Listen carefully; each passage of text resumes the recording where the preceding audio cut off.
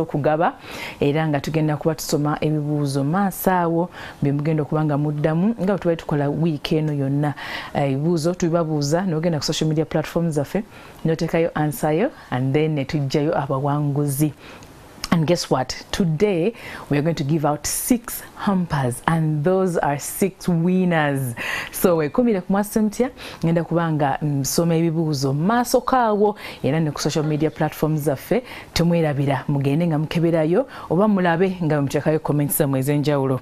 Kale tugenda okwogera ku engeri gye tusobola okujaguzaamu ssekukkulu eno naye ng'ate tetugenze mu mabanja. Gano amagezi tugeetaaga kubanga tugenda mu mwaka mupya naye excitement kubanga tuli mu joyful mood eyo celebration mood tulina ebintu byetwerabira weewaawo tulina ensobi ze tukoze omwaka nga gutandika naye ate tetugamba tetulina kyetuyizeemu ezo mistakes. And also if we have financial goals for next year 2025 tugenda kuzi achievinga tutya. Mwami Daniel Ayebale wali wano mu studio. He's an economist and he's also a chairperson Uganda Financial Literacy Association. Agenda kuba tuwa magezi agenjawulo bannange tugeetaaga because kati ssekukkulu etuuse tubudgetinga tutya abalina ab'enganda tugenda baweerezaako mmeka school fees mu January awo atandika abaana baddayo January agwako February atandika awo bintu bingi nnyo okutegekera omwaka expenses bills byonna tugenda bikola tutya bannange. Kale Daniel mwali mu studio era ng'agenda kuba ng'atuwa amagezi ge twetaaga ne mindset gundi byonna byayogeddeko agambye nti kakyusa obwongo bwaffe mu ngeri gye tutunuliramu ssente ensasaanya yaazo ennyingiza yaazo n'ebirala bikwatagana ne ssente. Kale paka ssaawa 5 yenze nante MwasuzeMutya. Alright, tugenda kuba tutabikamu Oluganda n'Oluzungu. So you will bear with us our dear viewers. Naye nga tujja kumakinga sure nti ensonga tugivugira ddala paka yomugitegeera. Ya Daniel wali mu studio era nga akoze workshops nyingi atendesa abantu bangi nnyo era abuliridde n'abavubuka abakyala n'abaami engeri y'okukuuma mu ssente okuzisaasanya okutereka na byonna naye nga asinzira ku bintu bingi nnyo byazze akugukamu mu field eno gy'alimu ya financial literacy. Weewaawo leero agambye omwaka guggwako bannange katuwa abantu ku magezi okusinziira bye tugenda okuba nga tuyingiramu budget zigenda kuluma tugenda ku prioritizinga tutya biki bye tusookerako biki bye tuzzaako biki ebisembayo. Okay, kale okujaguza kungi ebivulu bingi abantu batambula they are traveling to different areas bafuluma Uganda badde ne bati naye byonna ogenda kubanga otuwa amagezi ng'egyo so bikwatamu ninga tetuli mabanja. Daniel weyanjulye ku bantu. Neyanziza nnyo neyanziga Stella. Leero njagala nfuufuuza Oluganda nawe kikakasi. Nkuwulidde olweweredde. Bakomedian bagenda tandika naye nga nsanyuse nnyo okubeera wano. Amannya gange bampita Daniel Ayebale. Nkyarenga ekitongole kye bayita Uganda Financial Literacy Association. Basically ekitongole kireeta abantu abatutraininga mu bintu bya financial literacy awamu and we build capacity for them okubeera nti basobola okwesustaininga nga bakola program eyo. Bana abantu nga ffe twava mu training yali ya Government of Uganda through the Ministry of Finance and Bank of Uganda. Yes. Nga bagamba omuntu buli omu kinoomu ebintu byalina okubeerako n'amagezi mu bintu by'ensimbi okubeera okusobola okukola decisions ezirimu amagezi o ezimu prospering mu budde bw'omu maaso. So eyo course certificate twakola erimu 8 modules twayiga okubeera personal financial management bo managing ensimbi z'ongagwe that is in terms of ennyingizaayo n'enfulumyayo olina omuntu okuba nga olina the basics ku savings because tewali economy tewali muntu asobola okukulaakulana nga toyina savings.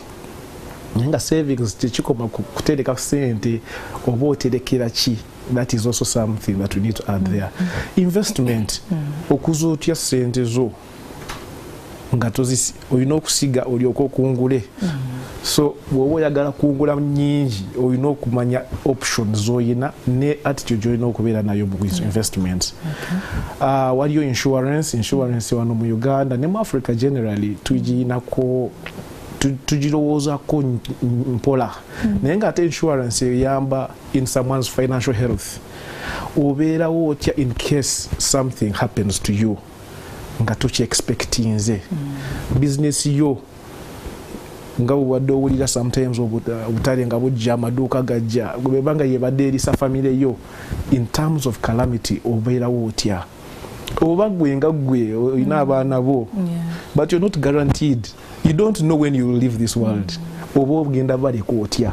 So insurance is a very important component naye nga tetugyogerako nnyo naye nga omuntu agenda okukulaakulana to the highest level of prosperity you have got to have a component of insurance in your portfolio. Abanayuganda abasinga tebategeera bya insurance. Tebabitegeera bya insurance. I think twetagererawo financial literacy on insurance. Biyamba ki yokusavinga yisente bakubanga bangi bagamba nze insurance tebasijja funa sente zange tukoze tagate nga kwegamba exactly. So and indeed oli mutuufu because the last survey yalaga nti only 5% of Ugandans are actually involved in the area of insurance. Between 2 to 5%. So n'abantu abali middle class bali mu corporate world neki nabo apart from those companies abo bagamba katuba insuring batuna bagamba naye how can I take my future in my own hands and decide to be prudent ekintu kinaba kibaddewo at least the things that I care for can still be taken care of. Then waliyo debt management amabanja tugenda gwogerako nago amabanja kyekimu ku bintu ebitusinziza okusiraana ng'abantu. In fact even as a country we are struggling with debt management. Amabanja ate tera okuba in different communities amabanja mabi oba si mabi. That is a question that usually puzzles some people. Nze I'm a Christian so mbeera mu kanisa nga mpulira abatusabisa nga bagamba omuzimu gw'amabanja tugusazaamu era buli omu omugamba amabanja agamba ekyo kintu kibi naye nga amabanja waliwo amabanja amalungi n'amabanja amabi oba ebbanja ddungi until when you can't pay. That is one of the characteristics of a bad debt. So ekintu ekikola ebbanja eddungi oba ebbi it is you the person who is taking the debt.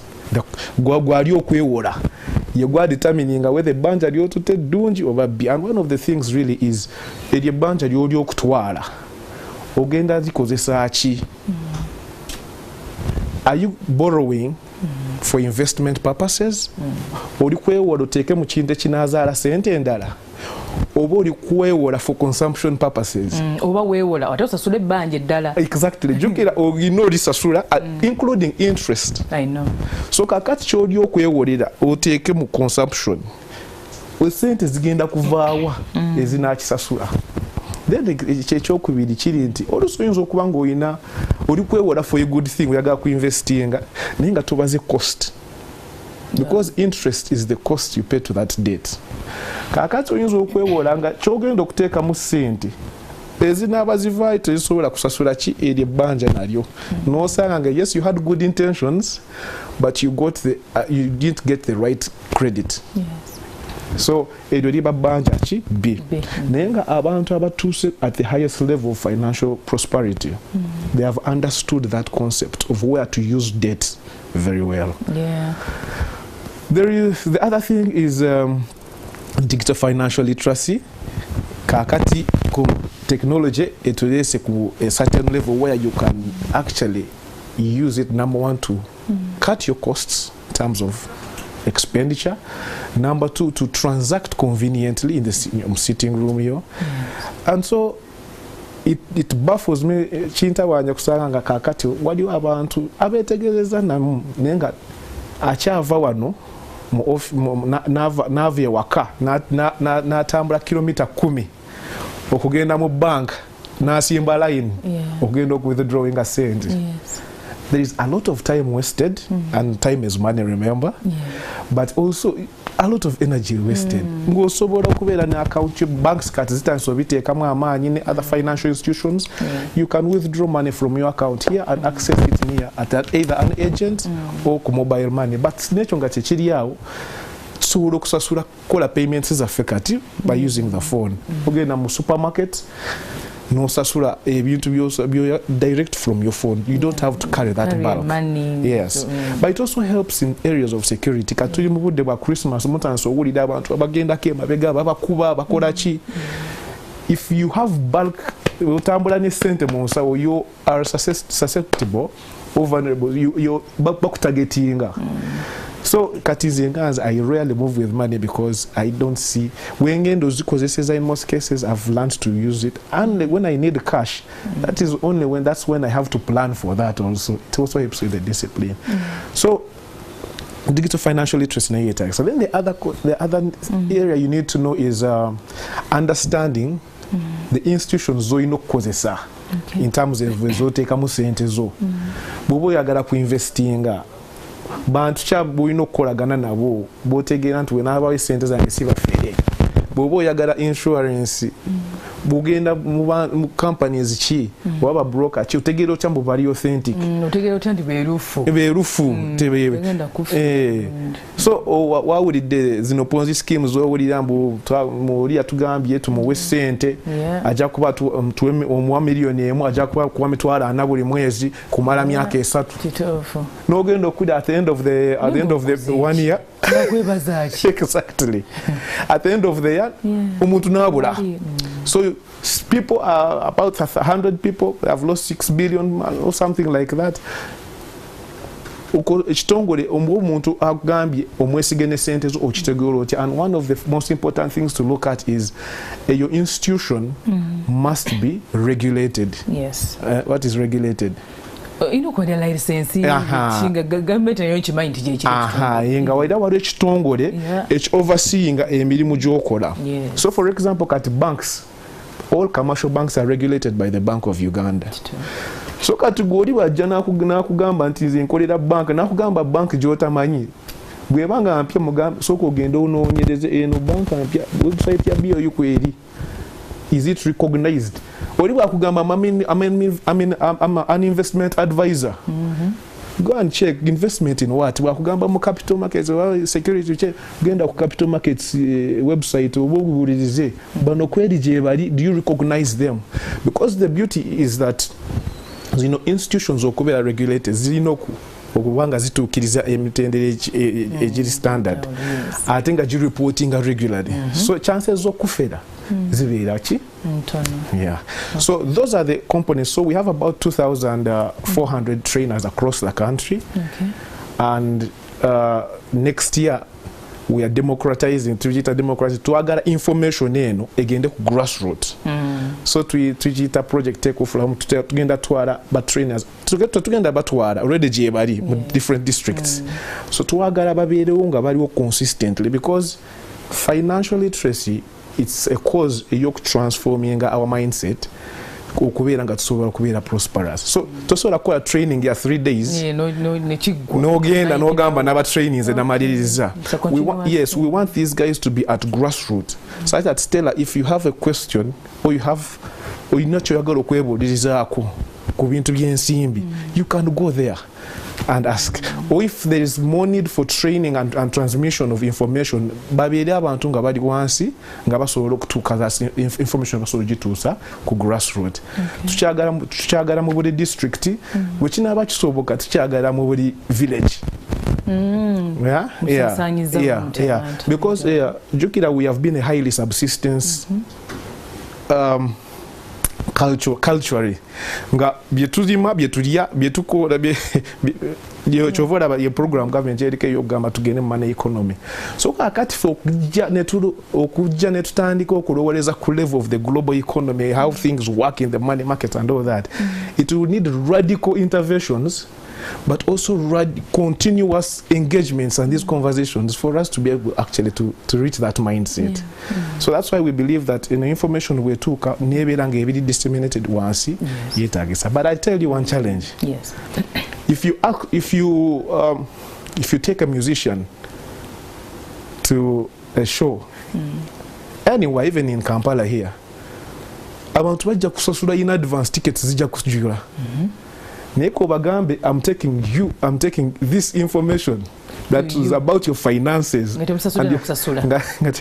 musazi bajja kugana. So we are there's a radical need to shift of our mindset, because ebintu ebikwataganyisa n'okusoma ebyensimbi abantu ababira abantu bintu tebisibyabwe o tebiri interesting tebinyuma naye nga ate fena twagala tukole ku sente twagala tulekera abaana baffe sente twagala twetuuseko ebintu ebirungi naye tetwagala kubisoma. Awono what example nungi ebintu ebino ebyokusanyuka byo byanguyirwa kati bino ebitugattako tubyetaagira ddala era katusuubire abantu abali ku ground nabo bali ready and they are willing to help us to get this financial literacy and you know, to be able to use money wisely. Kale tugenda kumulamu katono nnyo bwe tukomawo yes tugenda kutunuulira ebintu bingi nnyo right now engeri gy'oku budgeting engeri gy'oku spending amusente engeri gy'okufulumya engeri yoku prioritizing bichi byoteka ku list bichi byotateekako and then later on tujagenda ne mindset change nga Daniel bwayogedde. Kale katuke tumulemu katono nnyo tova.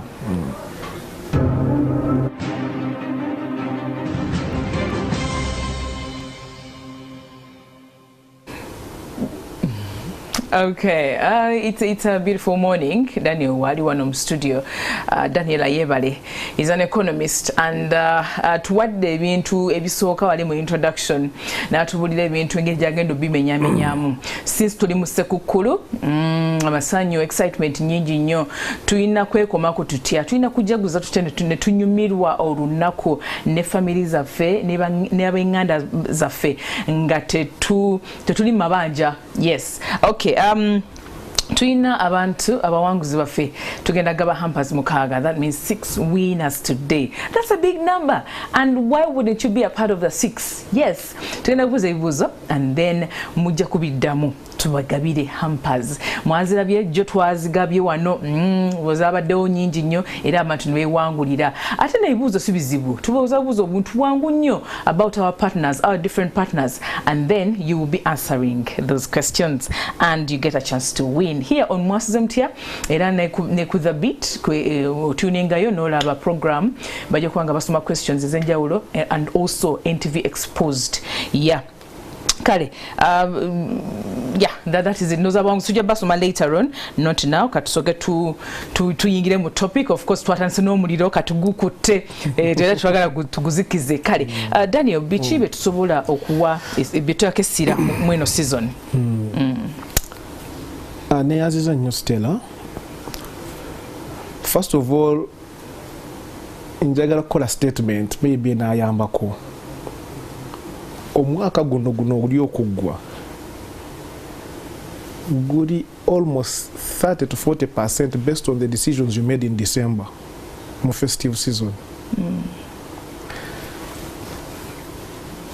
Engeri gy'ogenda okweyisa mweno season and especially mu kwasaganya ensimbi zo zigenda kudetermining a lot how the next year will go. And I think this is supposed to be common sense that so kati December Christmas time agenda netuuka netuba excited netusanyuka nnyo netuwagala tukole buli kimu tugende buli wamu tuwambale buli kimu. Then for some people actually the ones who are in employment before even January comes through you're already down and out in negatives. But life has to continue. You still have to eat. Olina okusasulira abaana fees zigenda kutandika. Mwina abamu bakyasasula rent, so you have to pay rent. I know. Olusi mwasanyuse na nnyo mulimu n'okulwala awo. So kati n'osanga nga in December, this Christmas period, you have utilized money that was supposed to meet your basics for this whole period till the next time you get money. Abo bebali misala abakozi abafuna ogw'omusaala. But even nabali mu business, because bw'oba ogaddewo ogenze kukyakala kitegeeza toli kukola as much money as you should be making. So kakati olina okumanya nti how you're going to behave mu eno period egenda kudetermininga a lot what you're going to achieve mu mwaka ogujja. Awo otandikira okwebuuza omwaka ogujja abantu resolutions batandika zikola mu January ng'etandise. Resolutions owandibadde ozikola mu November guno omwaka oguli okugwa, such that you utilize this holiday to build foundations and set pace for the next year.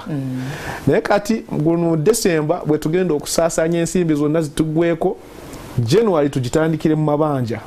That is if you can even access the debt.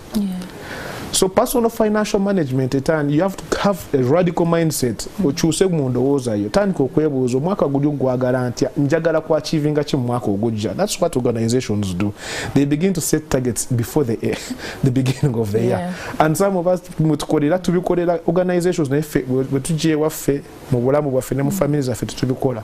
So tandika okuplanninga kati omwaka ogujja ogwagala ki otya. What do you want to achieve and quantify? Sometimes it may seem that you're dreaming. For example, what day this year you earned maybe 100, maybe you saved 100,000. Next year, no gamba, I want to save 1 million, or I want to be worth 20% more than I am today. It may seem like, oh, you're dreaming, but again, you start working towards it. How do I get there? You break it down. So mu December muno, more determining it. By now, you should have determined your your targets for next year. That means two things.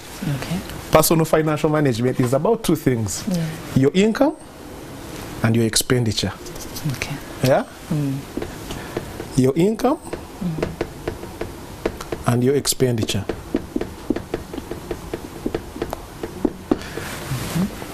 Tanika no auditing, and all of us are really most of us are culprits to this.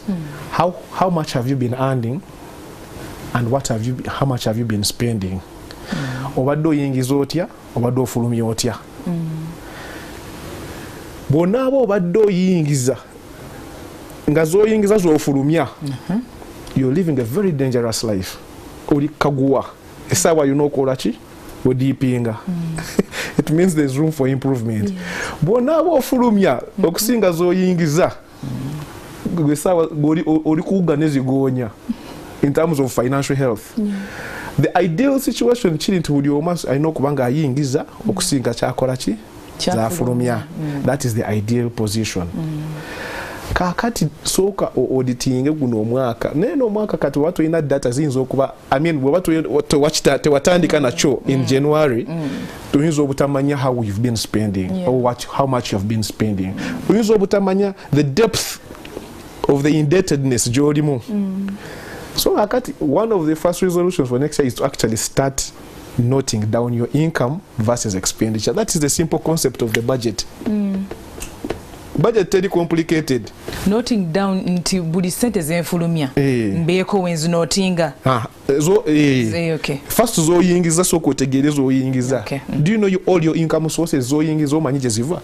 Ziri meka oziteeke waawo. Kakati nfulumya sente ki? Ekyokulabirako I get 5 5 buli mwezi. Income yo fantastic. Kakati ofulumya meka buli mwezi. Oyina rent maybe, oyina emmere, oyina medical, oyina amazzi water, oyina electricity. And these are the basics. I know. These are the basics. I know. Uganda, according to statistics, we are happy people, we party a lot. So really entertainment on most Ugandans entertainment budget na yeweri. Ordinary really VIP. Okay. Exactly. Kakati oli kuyingiza mitwalo 5. Okay. Rent osasulanga mmeka? 15. Nga 15. Amazzi, I mean food or spending. How do you actually know how much money you spend on food? And actually that is a very big area to look at. Because either you or you we wagende sente nyingi. Yeah. So ku food, let's assume obadogezeza ko bitracking or spending a maker.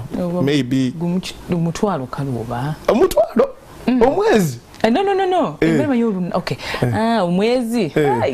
Let's say 150 maybe conservatively. Oli akawunga ko nebijanjalo to chusa and that is nyo. if kawunga na bijanjalo anyway. Atena ko by the way it also depends because nazo biyambukana medical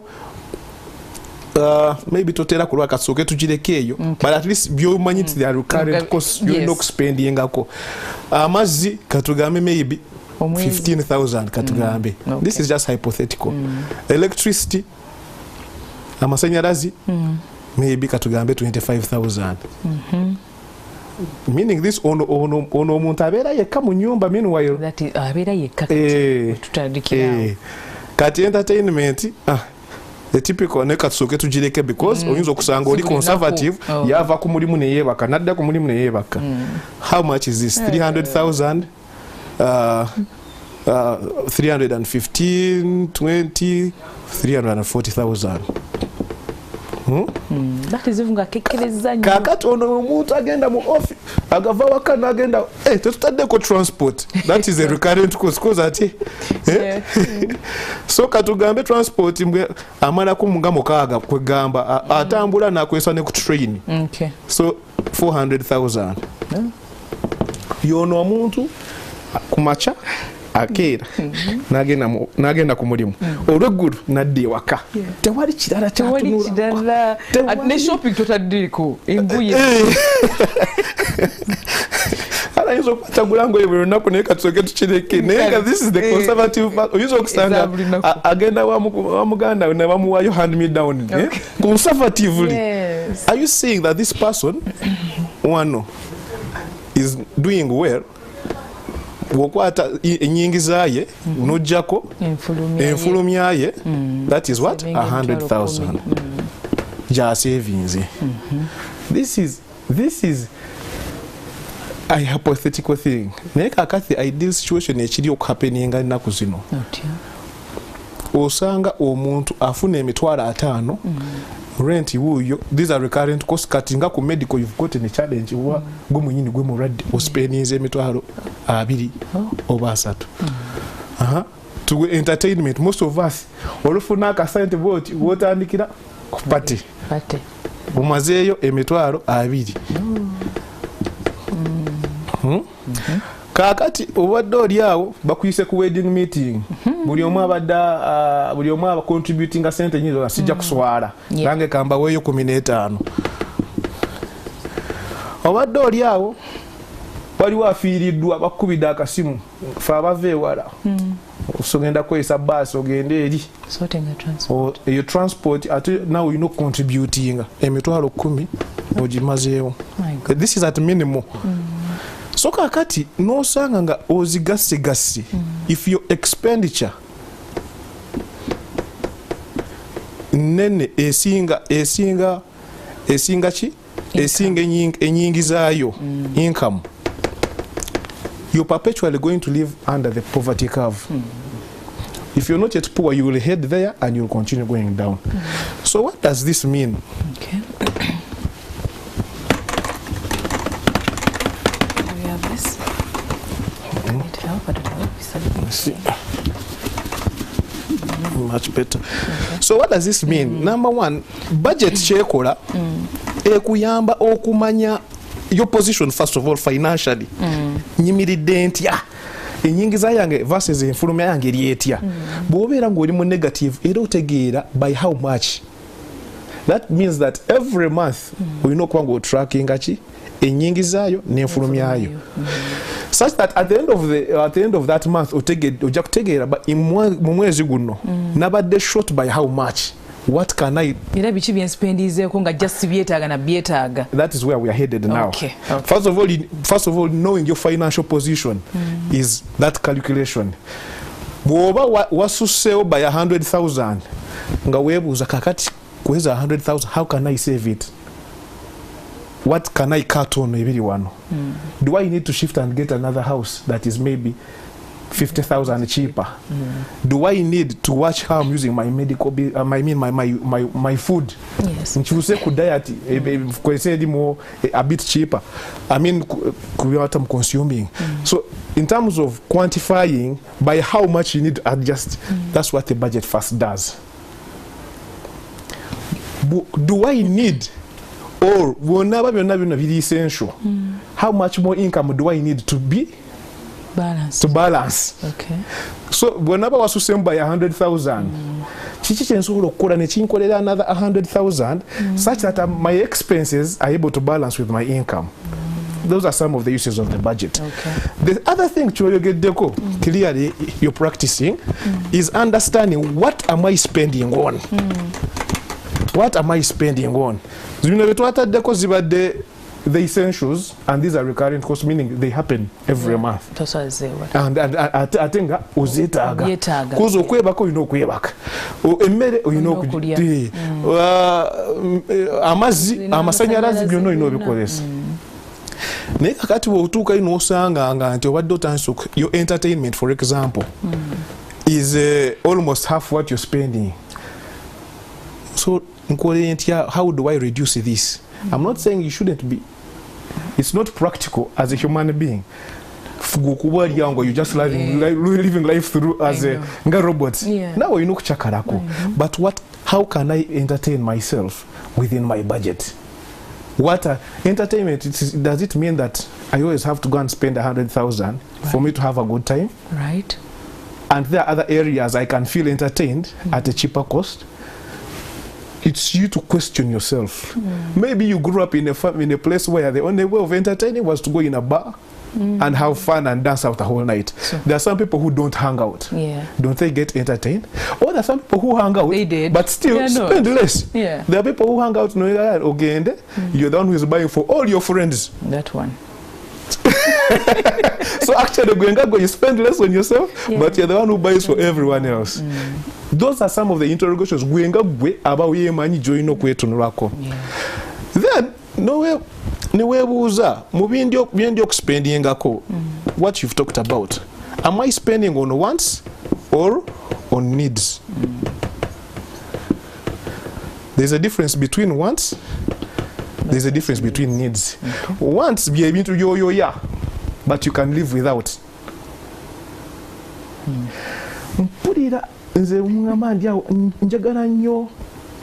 Like for us guys, we like sports, football and all that. So sometimes we go in a place that is fancy. That is a want. I can live without watching football.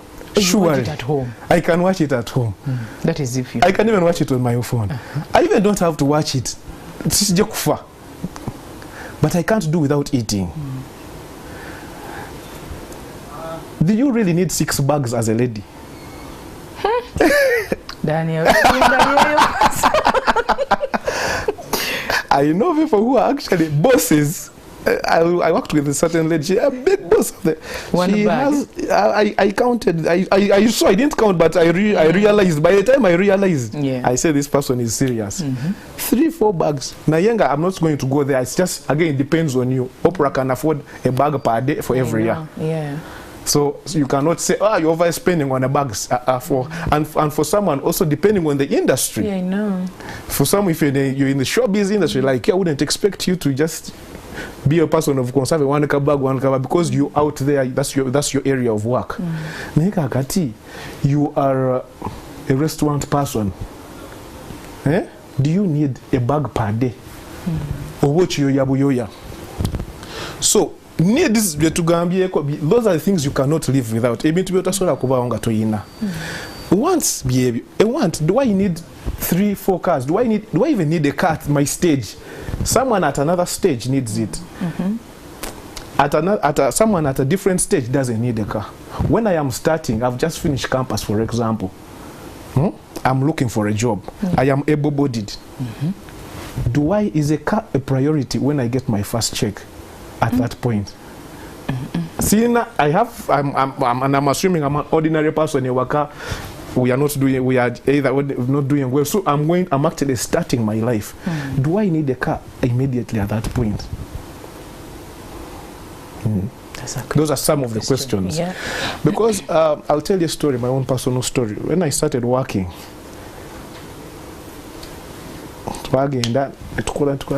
never confirming. When I was that genda ofune loan because I was working in a bank. Okay. Bofuna loan, the financial advice was and the life advice was bofuna loan tebasobola kugoba. For security. So nefune motoka nekale nalinamu ku magezi ningamba kati sina sente teziwera naye moto agenda jiwa wa special anfunira akasente. But I didn't have investment knowledge regarding that trade of the intricacies of how you deal with a special guy, with how you collect your money, with how you track their movements, with how you maintain the car. Even I see money. So ningenda yo nimunize motoka. The installment of my salary, yadi covering almost 45% of my income. Njiwado we motoka. Na atandika okukola 2-3 days simulaba olusi week olusi ebula omanya chimbu yafudde. I got frustrated emotoka nenjijayo nenjitunda naye nga tene zina jitunda didn't even get half of what I had put in. So and this is not just my story, this is everywhere. So no sanga that car I didn't need it, even though I was going for an investment. I had not planned for the investment. Nayenga because Molina enjoy security, but also nang enjoy one of the things at the back of my mind was I also own something. Yeah. So I paid that loan for 5 years. And 5 years is a long time. It's a long time. So you find other people, actually, some ones can be zijamu packages enungi. Uli muntu yaga kuoninga ko kataka. Sichecho. Nogamba katika neewole sente ngula kataka. At that point, if you don't have an extra source that will cover that kataka, it's still a want. So a want is something you can live without, but choyagaranga gwe. Kakato sanga budget zaffe nyingi. If you look at what you spend on, most of the things are just wants. Yes. So that is number one, what we need to look at in terms of budgeting. So Kakwere, maybe you can use the last month if you've not been having data from January. You can start by last month. What have you spent on? And how much have you either exceeded or saved? Daniel, there are families here abatulaba abali ku MwasuzeMutya ne families n'abaana. Omuzadde ng'agenda mu kibuga okukomawo regulo ng'alina okwetikka ebintu snacks, juices, bagiya kwata apoza nga yeetikka ebintu bingi nnyo. So where would that parent draw the line? Akola atya okumanaging a situation? Waliwo abaana bali mu holiday, waliwo vacations bali awo, oluusi n'abantu bawummudde bazze okuva mu byalo. So ate beetaga snacks, beetaga evening tips, manya bukuzi bitya awo. So part of budgeting is number one, chetwadde tukoze was to audit your expenditure and income, but also to project how you want your next season to be. So kakati wetwatutandikira tumulemu katono nnyo tumulemu katono nnyo naye bwe tukomawo awo tugenda okuba nga tuteekesira awo bannange abantu bawummulidde waka naye tumekinze tutashuwa nti basanyuka balya naye ate munaye nga tewestressinze nnyo kugenda. Okay, kale nyongera okubajikiza nti nno tuyina abawanguzi betugenda okulondamu mukaaga bweddu era n'ebirabo biri mukaaga olunaku olwaliro betugenda okuba nga tubagabira okusinziira ku answers mugenda okutuwa. Ebibuuzo ngenda bibabuuza within the next couple of segments musobole okubiddamu then mwewangulire hampers. Yes, for you and your family. Balinze baliyo bagamba bwolaba TV nayo webigoberera olina kyoyigamu ne ku topic yayo tuyinza obabuuza ebibuuzo. So pay attention. babeere mu klasi. Okay, olina koyogedde wali nti gwe wamanyira okutambula nga tolina ssente kale ssente enkalu like cash bw'oba wetaaga ekintu kyonna transaction it's mobile money you swipe and everything kikkomako nga gwe kikwata discipline waliwo ebintu byolaba nga mazima ddala olina kusasuza ssente kati awo n'ogamba nkiwonye n'ogamba nti okay wano wetumulidde tugambye abantu bajja waka naye walina point gye wagambye Daniel n'ogamba kino bw'oba tewatandika ne plan eno omwaka gutandika wano omwaka nga guggwako kiyinza okuzibwalira ate okuplaninga naye excuse me naye bw'okyusa mindset ate bintu bisobola okukyukamu okay Daniel tukubuze ekibuuzo tugamba nti abalayi baffe balina families balina ab'enganda abajja okuva mu kyalo okuva e Kampala okuva wa ebweru w'eggwanga naye tubaliisizza tutya tubamanteinize tutya tuyinza n'okudda ne tugamba nti nno bannange temujja kubanga siinange gye ngenda baliisa naye nga tejjukira nkola nfuna ne ssente so tubakozi tutya abo neyanziza nnyo seera era nga tubadde tugambye kintu kya budget era nga tubadde tugambye budget ekuyamba okuoditinga ensasaanya yo n'ennyingiza mu budde obuwedde naate era oyinza ogikozesa okupulaningira ebiseera eby'omu maaso kiraba so kaakati prudent mu Luganda ekyamagezi bwe kyandibadde ku budget kyandibadde kiri nti olina formula gwenga gwe that ku nnyingizaayo that is after the assumption is that omaze okutegeera biki byolina okuspendinga ku the needs emmere amazzi amasanyalazi biki ebyo ng'omaze okitegeera obiteeka mu category kakati mu industry tulinayo what we call the 50 30 20 principle. This 50% should cover your needs, all your needs. 50% bw'oba ofuna mitwalo 10, 50% is 50,000. Zino kwanga zikavalinga needs zo biweetaaga zina asatu gezaako okulaba nti ozisavinga. Zino zoba okola ki? Actually no zino zo savinga zino zo savinga zino zo spendinga ku birala including investment.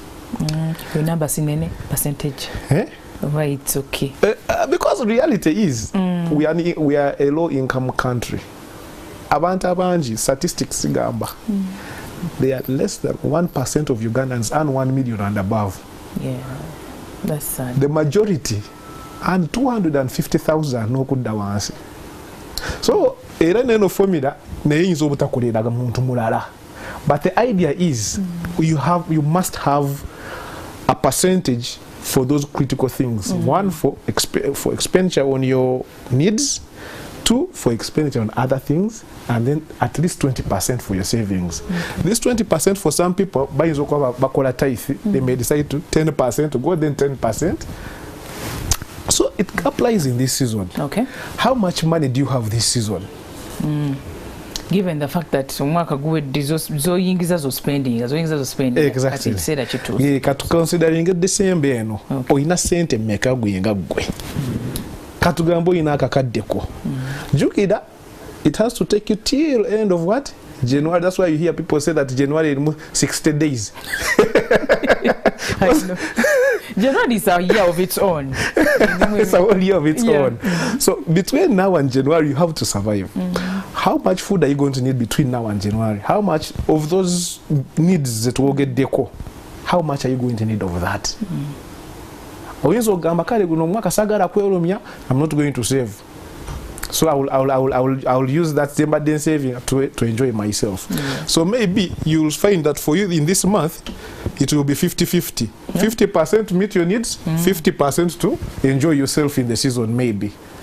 The worst case scenario is if this changes, one no sango allocating the 30%, one adechi 70%.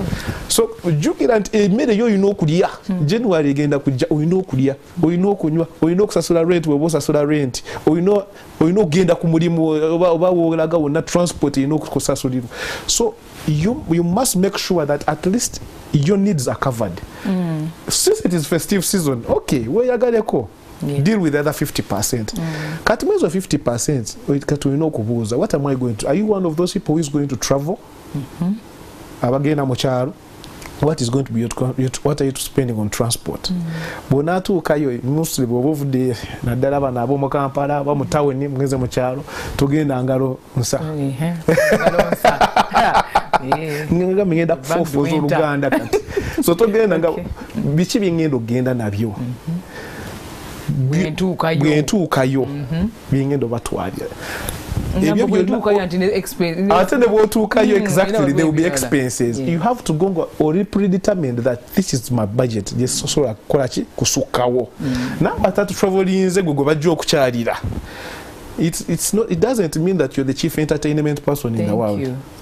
You can choose to host if it is within the budget. If it is not, meet outside. Oba genda gwaba agenda obakyalireko bajene byabwe nga bajja bakyala oba bajja bagambe no manyi kiri bwe kitijangu. By the way, that's an honest conversation because at the end of the day bajja kugenda gwajja okusigala mu kinnya kyona abolimu. So budget je wejira plan, give a percentage to what you're going to every activity along the way. Aba abaana bogamba shopping abazadde ovudde, it's not bad, but it should fit within what you had planned to spend for that season. Okay, so for some people they can afford to be taking a whole supermarket home every day, and it's within their budget. For some people it is a luxury kubeera ng'otwala n'omugaati buli lunaku ewaka, so ojja kubayiizayo ku kawogo the next oba ku lumonde oba ku it's because it doesn't fit within the broader aspect of your budget. So budget cheva eri important ekuyamba namount audit your past behavior financially, but also to plan for your forward expenses and income. Ate n'ekirala towerabira nti yes nobeera conservative nti yes njagala abantu abangi bafocusinga nnyo on expenditure. It should also give you an opportunity to think of different ways to increase your income. So nga bwe nakugambye guno omwaka nkoze deficit mu budget yange mbadde under by say 500,000 and I've tried to be disciplined mu mufulumya yange. What else can I do to give me an extra income to cover this gap? And in the next year nogamba I will need at least 500,000 okuva mu kinnya. Now otandika okwebuuliza 500,000, what can I do? What business can I do? What investment can I do? What extra activity? Some people now like you who are already in the service industry, you can decide to go into another extra activity like MCing or like bogenda mu beauty whatever. Kugamba cheninawo chensobola okukozesaako nenfuna abali mu business nagamba. The other day I was speaking to women in NASA. Oyina akantu k'emmere oyinza okusalawo kati kantikewo akalala ka Rolex wali kananfunira extra 10,000. Oyinza okusalawo kanyongere wano wentudde ntunda nsawo kanyongera ka mobile money nfune omanyi tulowooleza mu binene but actually obutonotono incremental bwe bugejja nekifuuka kinene. If you're in employment, what can I study more that can set me up for maybe a bigger promotion? What extra gig can I also engage in after 5? What do you do after 5 or on your weekends that could earn you an extra 100,000? The small things you start with, but with a bigger picture. And that's where the budget helps. No, thank you so much. Ati omuntu omu yandyebuuziza nagamba twali woyogedde n'ogamba nti no abantu abayingiza enyingiza yaabwe expenses nga ziri bigger than the income or more than what they earn. Omuntu omu yandyebuuza nti kijja kitya awe tugendera mu babanja neweewola okusobola okubalansinga expenses zino. Yes, so kakati bw'obanga expenditure yesinga enyingiza yo enfulumya yo esinga enyingiza yo, the first thought should be nsoose kumanya biki byenspendingako, so okola biki byospendingako byonna byobadde ospendingako byetaagisa jjukira needs versus wants, because you'll find actually most of the times if you audit ebintu byospendingako nosala ku bisala nosalasalakaawo, you can easily come up.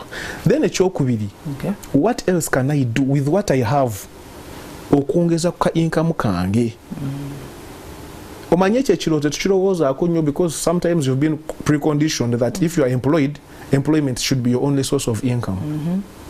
And yet there are people who actually have extra sources of small things for us to bring up small things. That should be your first line of thought. Ekintu kya bbanja, again, ogenda gendera mu bbanja, you should be really stuck on the wall.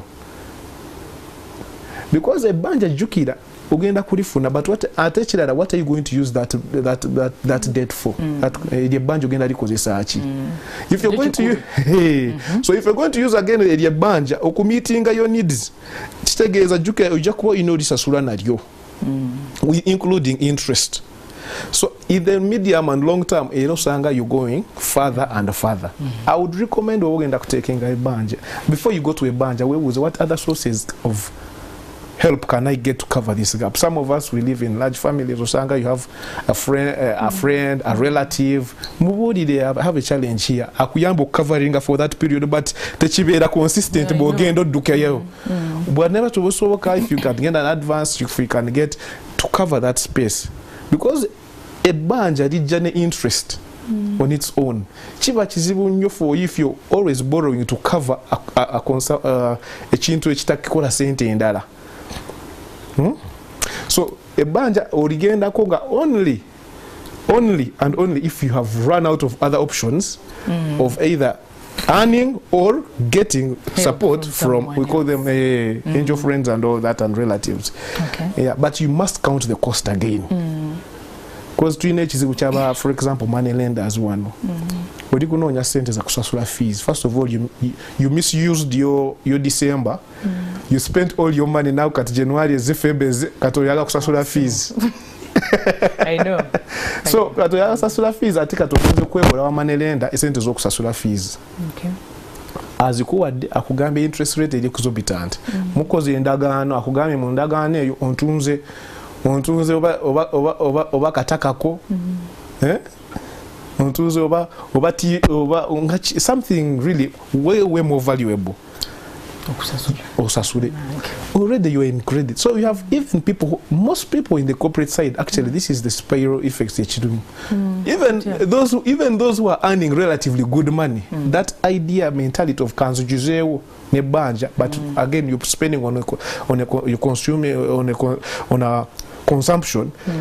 Nechibanga che evolve. So no sanga okugira ebanja tino no fune daro covering a banja dara exactly. Yeah. So that's what happens. Oine banja wano ofune banja covering lino didi nadyo diliko interest. At the end of the day waro otuka no crashing and you cannot be able to pay and crashes and you're completely wiped out. Okay. So a banja rifune when it's for productive purposes.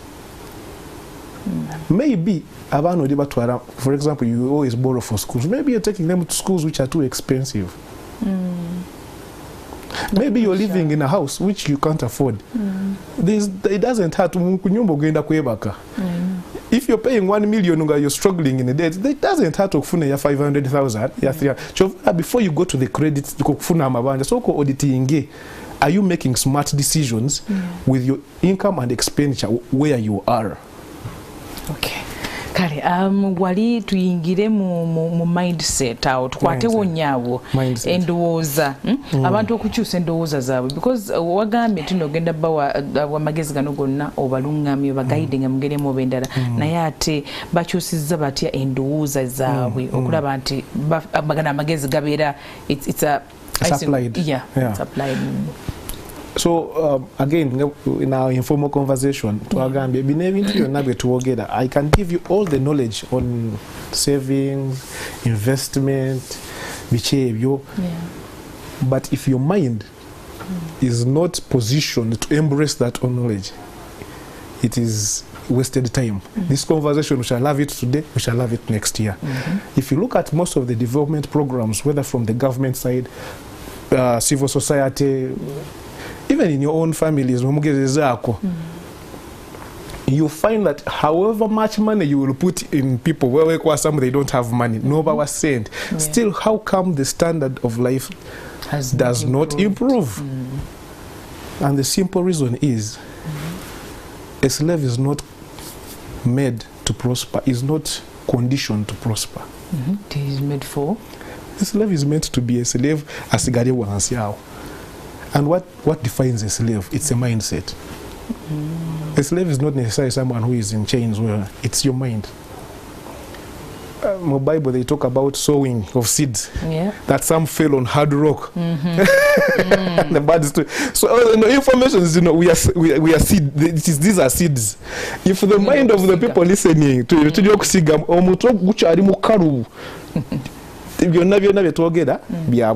but I'll show you a simple illustration. Yes. And this I've used on myself, and this is now my own, not so much, but my own research. Okay. A triangle. This is a triangle, but it's supposed to be a pyramid. Okay. But one side of the pyramid is a triangle. Okay. So we did that in economic areas, bottom of the pyramid, top of the pyramid. Okay. Society is organized in this. My own research is organized in this way. One awali awatono space entono we wali abagagga, the rich. Huh? Beba abatono. Okay. And this is evident. You can get the data. Look for at all levels. Look for example, Munsi. Yes. Like countries. Then you will have a few more in the middle one.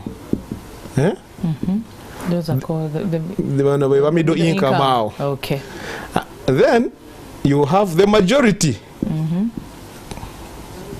They have the poor.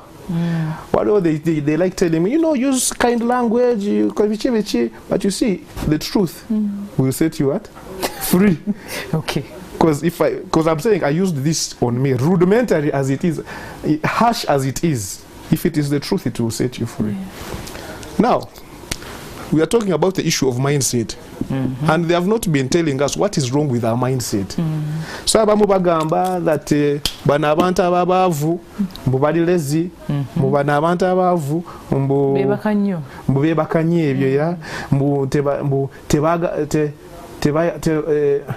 batunulira ebintu ebiri negative bwe bagamba bana abantu abavu kwegamba tebalina magezi abamu bwe bagamba naye nga it's not true. The brain of this rich person is the same brain of the poor person. Is the same brain of this one. So what is wrong with our mindset? I want one word. Don't give me a whole list. I want one word that I can deal with, that I can continuously audit every day to make sure that I'm actually not in this category. Okay. And really the journey to prosperity starts with the mindset. The problem, this is my own research again, is the issue of a slave mentality. Slave webuku. What is buku? A slave mentality. Yes. All of us have had a bit of slavery. Maybe the Gen Z's kati. The Gen Z's, that conversation is somehow fading. Which one? From the circles of slavery. But slavery has been here since the beginning of time. But we as Africans have begun are the most recent victims to this slave whole challenge that we had. Kakati, let's look at the characteristics of it. A slave is really someone who is brought either by force to work, would do exactly to work for a master. So for them, work is they have to work to survive, not to prosper. That's a slave mentality. That's a slave mentality. So you have people on Monday who ask, and it's not just, when I say slave mentality, don't just look at the poor people. These two are relatives. Abantu abali mu middle income, they are twins actually. The movements are very wagulu ne wansi movements are ziri more frequent because the mindset really is almost the same. Ekiri ku middle income bwano is because may probably earn a bit higher in terms of a salary, but the behavior and the thought pattern is almost the same. Onali wano, what they don't have is an income. Otherwise, no one will they begin to behave the same. So a slave mentality does not give you room to believe in yourself, that you're actually worth prospering. A slave mentality over mind byo kola sibi byo okolera ani master okolera master era you know koma wokoma ogende webake wodi. When I'll give you an example. I was talking to these ladies in Ensasaanya again. I hope they are not watching because they may think I'm pointing at them. Nembabuza, let's give an example of income when I was talking about budgeting. Okay. Now, for example, 1 million, let's say your income,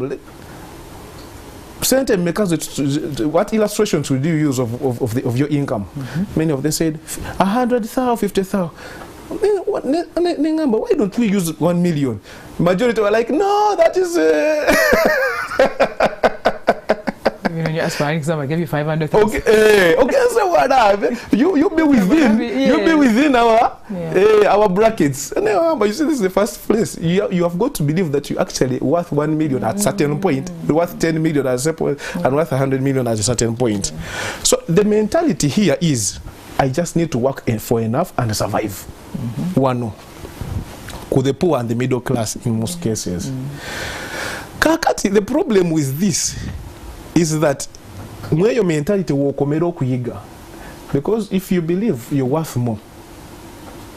Let's give an example. If you're seated here and someone assured you that if you search properly in this house, in this room here, you will land on $1 million, will you stay seated? You can't.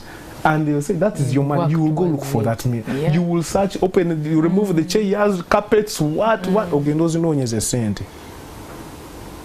But if someone says, even if you got that money, it will not be yours. It will be first. You will not be that motivated. So what conversations are we having in our minds? And again, media has played a very big role. I thank NTV for such conversations. But what are the most conversations that are happening on TV? It is entertainment, gossip. If you have a newspaper and you say, oh, this guy has cracked this code for making money, and you put it as a headline, that paper will not sell as much. I know. You say this guy has killed another person, that's the conversation. Why? Because that's the conversation that has been conditioned for the people at the bottom and the middle of the pyramid.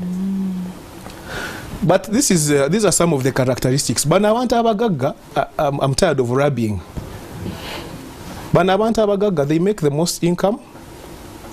These ones are above, wakola the middle, wakola ne bakoli entono. But when you look at their expenditure, again the triangle goes up. They spend the least. These ones spend the same. These ones spend the most.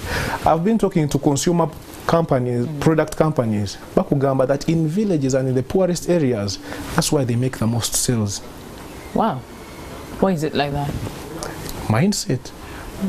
At the end of the day, for them, because you have this slave mentality, it's telling you that for you, the best way you can feel appreciated is by getting all the things you want, even when you do not actually afford them, because that's what will determine who you are. That's how you feel appreciated. That's why you don't find Elon Musk wearing the best suits, or Mark Zuckerberg, or even if you come here, you don't find the richest guy is driving all models of the richest cars. Someone used an example. Nagamba tino waliwo nanyini mafuta agamu. Ne bagamba tino naye bobanga omunoonyeza mu motoka gyavuga oba byayambala, you will not find him. Exactly. Because he's not identified by the car he drives, or the sente zatambula nazo, or bodyguard babeera nabo. No. Birala nnyo investments and everything, that's what defines him. That's what defines him. Kati abasinga twagana okuwandika erinnya wali to prove a point that this is it. Yes. That is the challenge. So inverted gundi tugenda kubanga tujeyongera. tusoke mulemu katono nnyo naye tukyeyongerayo ne mindset change and also we look at other things that we can get from investment and saving, the saving plan of 2025. Kale katumulemu katono nnyo.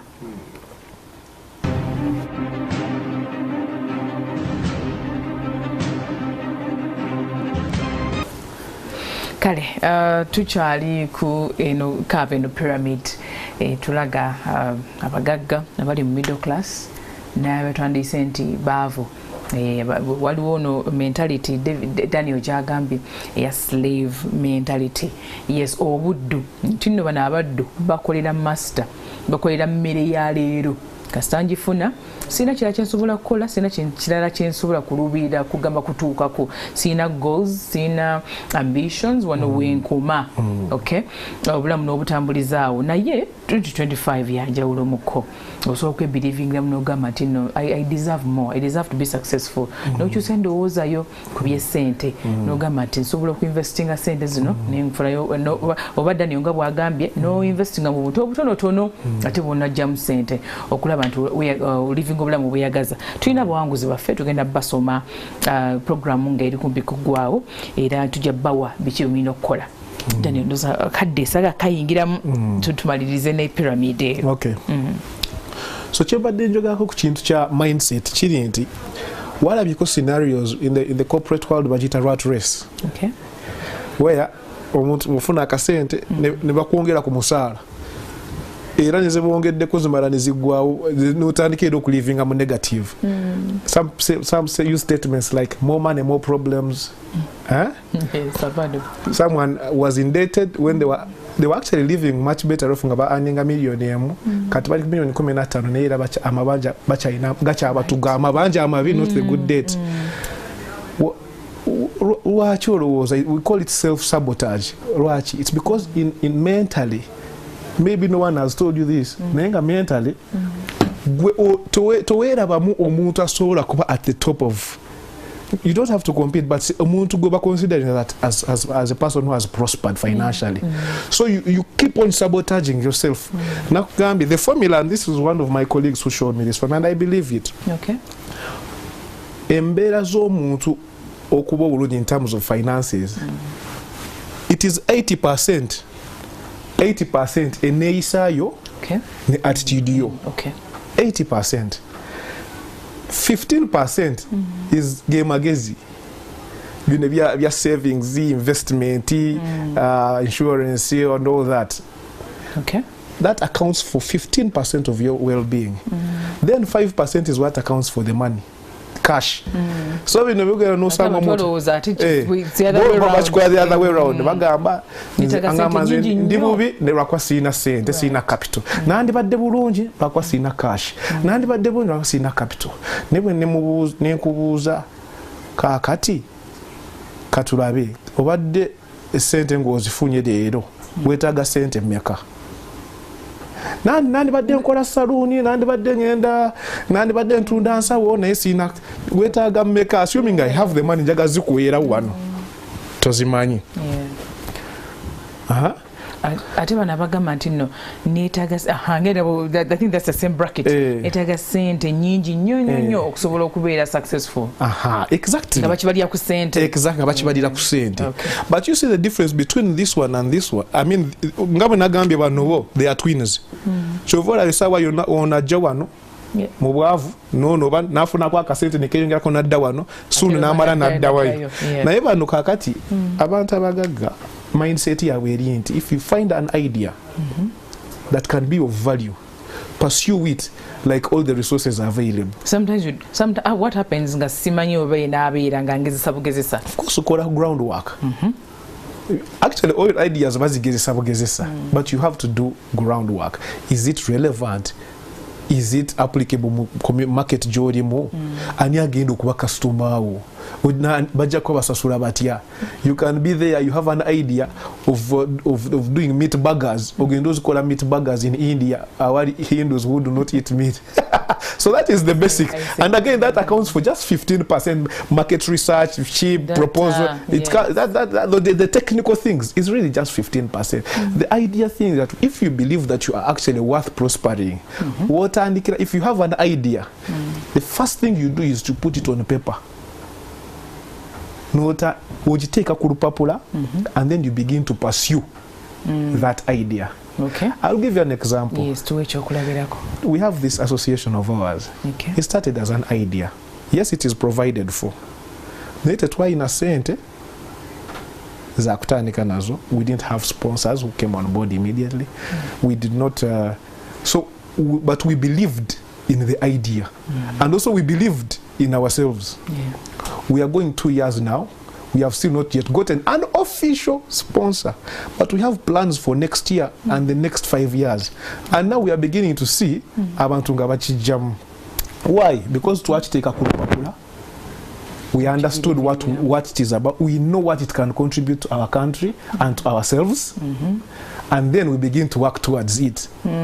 So a cent, money follows value. Money follows value. Value doesn't follow money. And again, that's the difference in mindset. Wokulowooza nti bw'onaafuna ssente w'ojja okubawa ekitiibwa.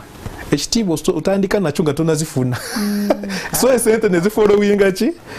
Kyobola in the Bible, mu Bible bagamba seek first the kingdom of God, then the rest shall do what? The rest including money. So you have got to first be in the mindset of actually now I deserve this money.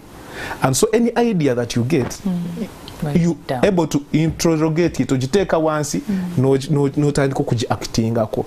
So a typical person ajja gamba sina sente, that's why I'm where I am. Mumbuuza, but do you have a plan? Why don't you have a plan? Because they know that actually if they try to go for it, they will not succeed. That's what they know in their mind. So omuntu okutuuka that level of freedom n'ogamba nsobola, I deserve this thing. Ekitegeeza bwembanga nina idea nga ngiwandiise wansi ku somewhere. Yes. Nenjibirivingiramu. Nenkuba akafaananyi where it would be, how it's going to impact society, my life and everything. Bwembanga sina sente. How do I bring this idea to life? 15% the knowledge now. You see, you have the idea and you've believed in yourself. That's what I'm going to kubuuza the right questions. Because in every field there is an expert. And in every field there is someone who has been there before you. How often do you have ideas? No, to ina sente nenogenda n'obuuza nenjaga kukola kino ne kino. What is the best way of doing it? Or I need funding for this and this. Who can I approach? How many people actually interrogate themselves? Because if you have the idea and it is a good idea, I trust me, you'll get the money. I've been in conferences here and about. Osanga institutions, financial institutions, bali kaba twade center weziti za kuweleza abantu bwatu binawati, but people don't qualify.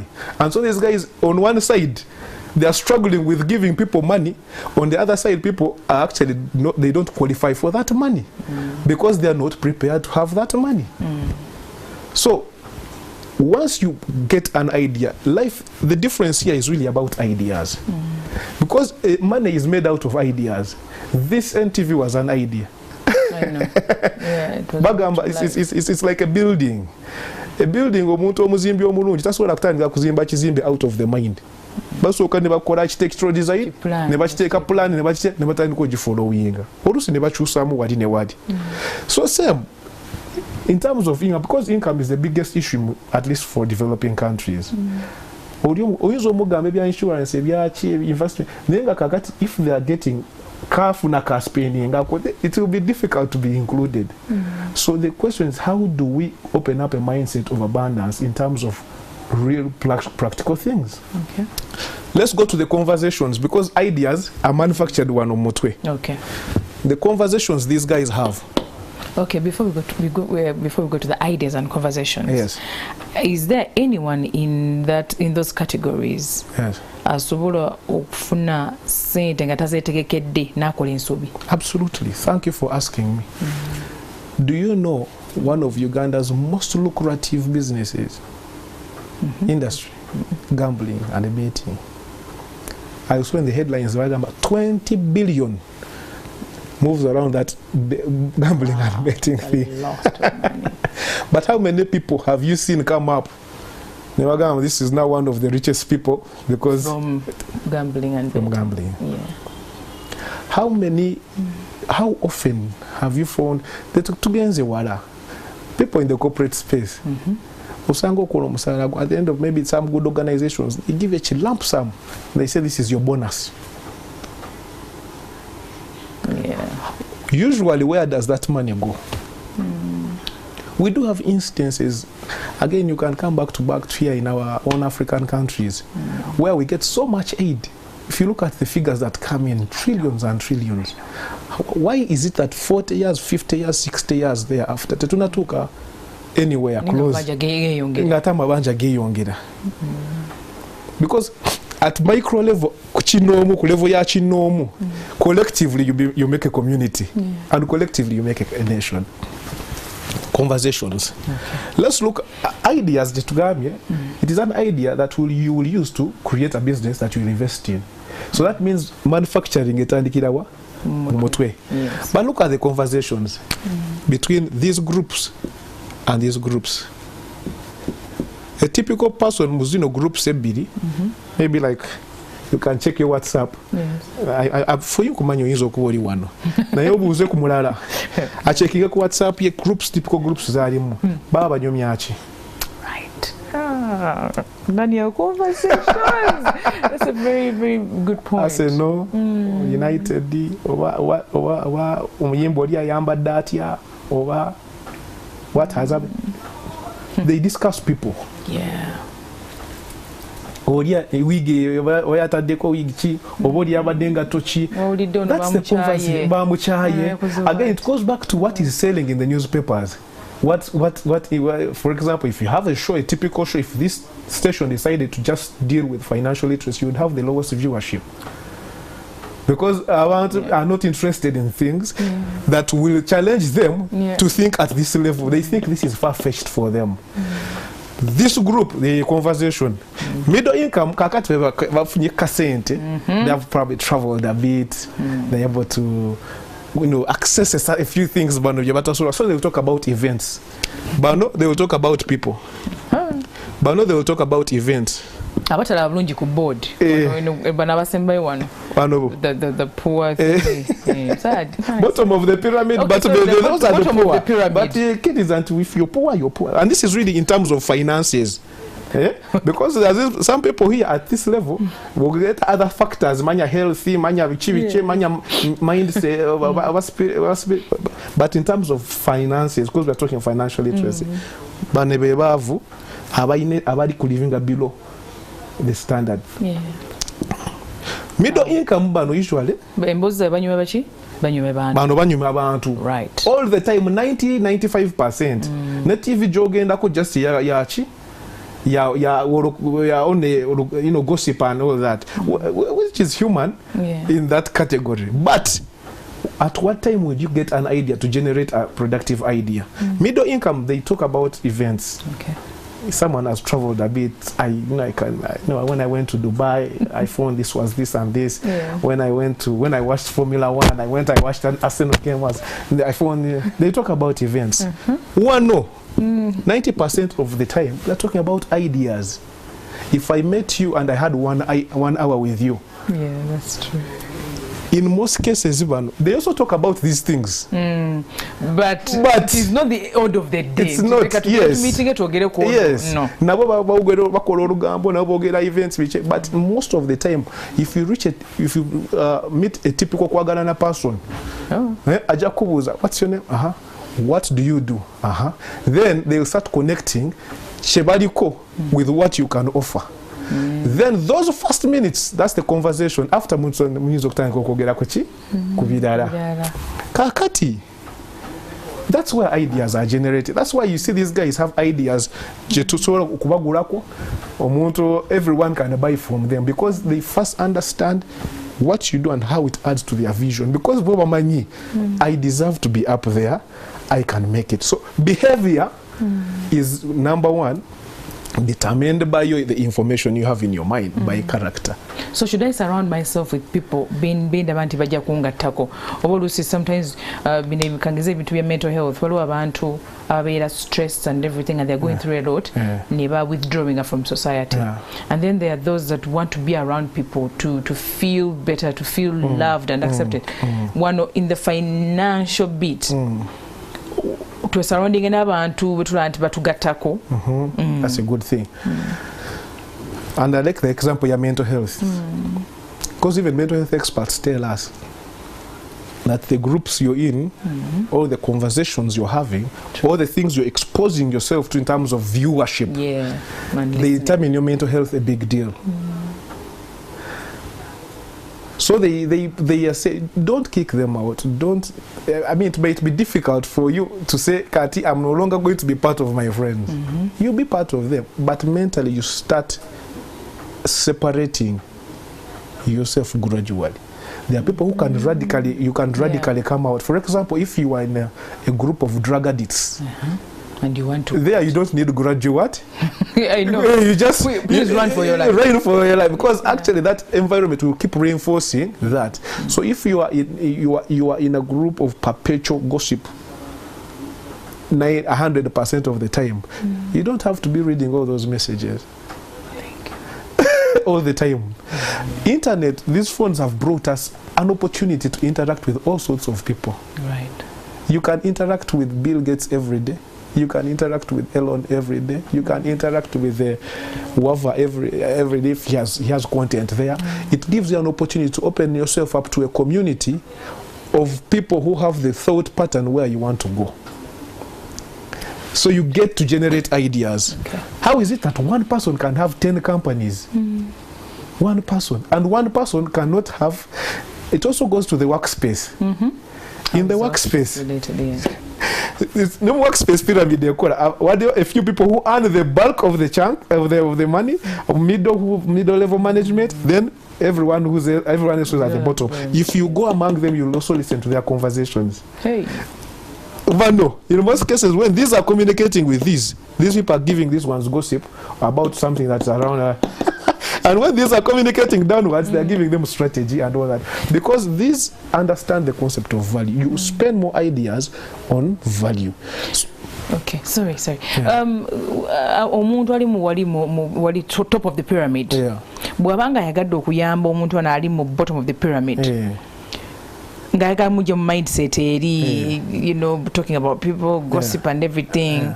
Akola atya okumusikiriza okubiranga, you know, nawo osobola tujamu n'okolanga. Kakati ono omuntu ono bw'aba tali ready okukyuka kiba kizibu. But if they always coming to you for help, you give them conditions. Sometimes we reinforce these habits even in our own kids. Chayagala ochimuwa, chakusabye ochimuwa. You feel like you're indebted to everyone in your community. Be this one person who says, you know, I'm not going to give you free money. Come up with an idea of making your own money. Let me support you. Thank you. And while I support you, I will just not drop money at you. I expect you to keep coming and giving me updates of how I can help you. And start small. But when you keep sending money, it will become an entitlement at some point. I like that technique. Yes. Neoli bw'anaabanga mayinza tajja kukyuka bunoozimuwa n'atakikola kyakoze tajja kudda. Because they know they did not deliver on something you told them to work on. So that is how we reinforce that. Okay. But I know that time is running out. This is something that would need. Kale tuwe ku tips. Tugenda mu kujaguza, tugenda okutambula, ebisinga bikonye koko, byetwagala, byetuyoya versus ne byetwetaaga. Okay, so in mweno festive season tutunulire kitwe ku tips. Festive season eno abawuliriza baffe etuweereza opportunity ey'okudetermininga omwaka ogujja bwe gugenda okubeera. Tutandise nandibadde mbakubiikiriza okutandika n'okupulaninga omwaka ogujja kati. Season eno osanyuke, sigaanye osanyuke, naye omanye nti January gyali ajja. January agenda kujja, abamu tulina abaana tugenda sasula fees, tujja kuba tulina okulya. Omwaka gwonna agutandikira mu kinnya. kijja kuba kizibu nnyo gwe okuzimba ate goloofa. The worst case you can do in this season is to spend what you have and ngoli kulai now such that at least obudde obujjoja kuba oziyimba naye ate bona atandikira mu kinnya. It will determine yo ya paka ku nkomerero. Ekirala katwekiririzeemu mindset yetwadde tugamba tewali muntu Katonda gwe yakola nga ono alina kubeera bw'ati. Tukkiriza embeera ze tugenzeemu, twekkirizeemu ate tunoonye amagezi agatutwala bwe twagala. First of all, financial literacy is number one about having a financial goal. Bantu bangi, whether it's corporates, whether it's a typical peasant, every day olunaku kyeruleeta kyerutwala, omwaka kyeguleeta kyegutwala. Beera n'ekiruubira oyagala kugenda wa, oyagala kubeera ku level ki, oyagala kubeera worth how much, oyagala kuba oyingiza otya, ate tandika kati, including planning for your long term. Kyesayogeddeko is that we have old age coming through. Abamu bagiyita retirement. I was just going to say. I don't like using the word retirement because kyobuulira omutwe kyegukolerako. If you tell the man retire means getandika okulowooza mbu ogenda kuwummula. But actually tewali muntu awummula until they die because you still have to eat, you still have to feed, probably you have other needs also. But I call it transitioning into old age. How do you want to end your life after active work or after active employment? Ojja kuba olina okukola naye nga emirimu gy'oba okola mu bukadde bwo tegiba gye gimu amaanyi tegaba geegamu mu buvubuka bwo. So otandika obutegekera abatanakaddiwa ne kati wakeereyo edda naye nga era n'abakaddiye you can ramp, we call it redeeming the time. There are facilities, industry erese products and services za amaanyi. Juzi wana NSF yakafulumya FlexiPay, I mean Flexi Save, where you're able to save as little as 5,000 on your phone. Utandiko planning obukadde. So have goals, financial goals, have an idea of how you want to end. Then otegedde wooli ne woolaga. In between you ask questions. You come to Financial Literacy Association, you come to I mean that is how you build the bridge. Naye kitandikira ku point of asking, of knowing where you're headed. Use technology, save. Bw'oba oli muntu gatowesiga discipline yo in terms of can I hold on money I need to spend. What we call standing orders, for example, for those who have bank accounts. You can actually be able to have a standing order that automatically takes off money, your account, to another place, and you make sure that place is not easy to access. So if I want to keep saving 20% of my income, I put a standing order on my account. And it also is that mentality. When I take do it. Exactly. Then lastly, for those that abatayina nyingiza ya amaanyi, try to work in groups. It's difficult to prosper alone. Better in a group, because in a group you can access cheap credit, which you can use for your business. Thank you. In case of anything, in case of any financial advice, do you have a phone number or website or something? That you came your My number is 0782 07 3266. But you can also check out Financial Literacy Association. We're on most social media channels. Okay. Yeah, and I'm on LinkedIn. I'm on all these sites. I am happy to deal with you. But again, we also have an army of people across the country that can support. Thank you so much, Daniel. Kale tuyanzanyo Daniel amagezago atingira omwaka 2025 nga tuli bagumu ate nga tuyina obuvumu obonti ebintu bigenda kutereera etuterezeemu wano na wali mu behavior change, mu mindset change, tegere nti buli kimu kyakutereera. Okay, tuyina abawanguzi baffe tukamba itemu wano mangu twabuze ebibuuzo na social media platforms ne twataddeyo questions neera bano bafunye answers right. Okay, tuyina omwanguzi asooka Mpoza Ismail, omwanguzi owokubiri Pamela Kobsinje Favor, already favored. Number 3, Nalunkuma Winfred, and then owokuna Asha Deman. Then number 5, Javira Kwesiga. And then mbadde basaba muweereza amanya gammwe kugamba your full names and then the phone number amanyago amatuufu n'ennamba yo ey'essimu obiweereze ku WhatsApp eno gye ngenda okusoma 0781 277701 amanyago amatuufu n'ennamba yo ey'essimu ku WhatsApp namba eno 0781 277701. Kale mukama bakumbire tukyalina bingi nnyo. Friday jja tulina abagenyi ab'enjawulo abajja with more entertainment and more information, great information agenda otuyamba mu 2025 n'abantu nga bano ba Daniel tujja kubanga tubakyazanga nga bwe batwongerayo munange kubanga bino ebintu agambe tosobola bikolera mu nnaku lumu. Tuba twetaagayo okujjukizibwa n'ogamba nedda osobola abantu batujjukiza nti naawe osobola munange okukola ki okulaakulana. Kale kamba siibulire wano.